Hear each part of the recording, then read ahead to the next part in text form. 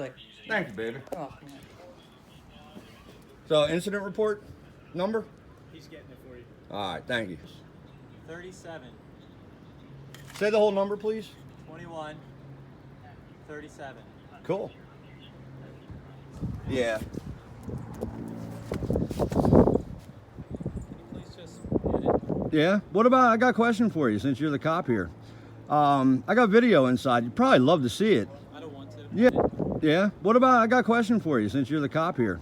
I got video inside. You'd probably love to see it. I don't want to. Yeah. How about Sarah Powell, man? Do you like what she did? Remember the day you didn't watch the video, but you said you watched the video? Sarah Powell. 2 doors down, Candace Pennywell. Okay. Remember you came here in April? Yes. You know, you accused me of spitting on somebody through their window. I didn't accuse. That's what they told us. You know, you said you watched the video, Yes. but you didn't watch it. I did watch the But video. it never happened. Okay. And it wasn't even the charges that you spoke of. She fucking filed charges saying that I posted something on Facebook. Dawn Parks files charges that says I spit on her while I was yelling at her through her car window in the intersection. That's what they said. That's what they told us that day that we were No, what was said to me by Hasselman and you was at their window on her house. there. No, window of the car. Oh. It was the And car, it wasn't Dawn Parks, it was Candace. But see how they deflected it off a township employee and the No, mom they put told it John. in? They 100% that day said it was. They were out front of the house, and that's when you spit on. Not at the house. We weren't out front of the house. We were never anywhere because it never happened. See, and that's scary, isn't it? Yo, do you want me to show you something even funnier? Do you want me to show you my phone, my GPS map, and see it 2 houses down showing up, but also showing up at a cop's house? What's that? What do you mean? My phone. Yeah. Hello, my name is John William Eppehimer Jr. and I live in Sewell, New Jersey, 220 Burlington Avenue. And I've had this issue going on for a long time now, that people activate my GPS at their homes, meaning they have access to, I would imagine, my Gmail account, my Google account, or they have devices of mine. But none of those devices log in. On security-wise, there's no traces of anything, which really is confusing. And it would almost make you believe that it's got to be somebody inside of Google that can log into an account without really leaving any dust. So I'm going to hit play here. This is 2/2/2020 at about 2:11 a.m. And my phone, right this second before I hit play, is showing up right there at 224 Burlington Avenue. And that's 2 houses down. I live all the way over here, and they're all the way over there. So I'm gonna hit play for you, and you'll see what my life's been like.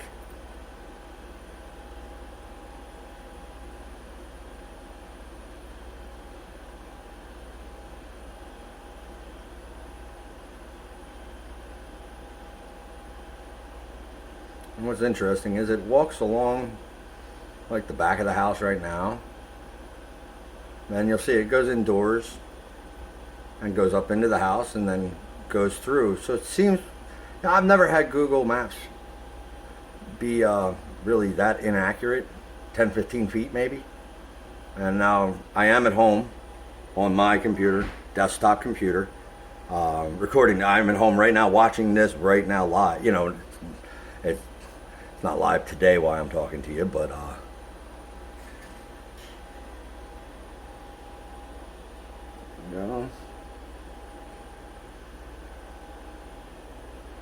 and even Google puts that radius, if you can see that blue around there, like that's the error radius of where the phone may be located, but it's usually dead on. I mean, if I'm sitting in one room in my house, you know, it'll pinpoint me right to that room.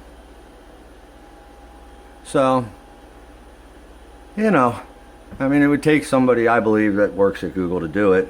I did happen to find out that her sister that lives there does work for Google for like the last 12 years, but yeah, I'm just speculating. I mean, although I can tell you that not only does it show up 2 doors down, my phone shows up at 180 Warren Avenue, which is the mother of this lady that lives at 224.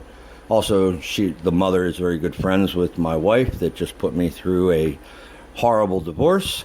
and it's still going on, and now I have charges filed against me by these ladies. Funny thing is, I've spoken out loud recently. I've kept this a secret for a long time because I couldn't get anybody to help me. And the problem I have here is my phone shows up at a Mantua cop's home. Officer Kyle Ripken. He lives, I believe, 91 Briar Patch Lane. It's in my timeline. And I believe my phone was there for 4 hours one afternoon. And there's so many anomalies with this that you can't, if there was an error, it's not going to error to these specific people's homes. Ryan Campbell lives on Huntington Avenue. My phone showed up at his house while I was having problems from the woods. My wife got hit by a rock, all kinds of weird shit went on. And that year, my phone showed up at Ryan Campbell's house. So I don't know, is my wife involved? But this is stalking, hacking and stalking. And I have tons of evidence, but I have begged for help. Even went into Washington Township recently because I was arrested for not making a court hearing. Yeah, I got no mail. I swear to God, I did not get the mail. So happens the lady that lives at 180 Warren Avenue does work for the Sewell Post Office. I went almost a month with not receiving any mail here at the house. I've not received any checks from the government that were, sent out over the pandemic. Seems like every time important mail was needed, it didn't come. I had issues with mail from Superior Court. But nobody will help me. Mantua Police, I've gone in multiple times. Matter of fact, the day I went in was July 1st.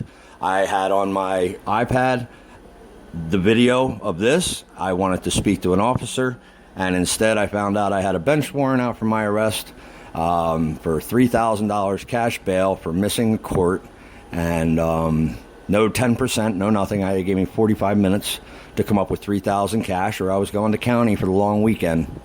Which, I'll just say this, I guarantee you my ex-wife would have been standing on the inside of this house, and I'd been evicted and put on the street with absolutely nothing. They took everything. They took my kids, and it still ain't over. This town wants me out of my home. My home sits on an easement. I don't know, but there's a bigger story here, and nobody seems to give a rat's ass about me, and I'm just praying one day to bump into somebody reasonable that's willing to help me.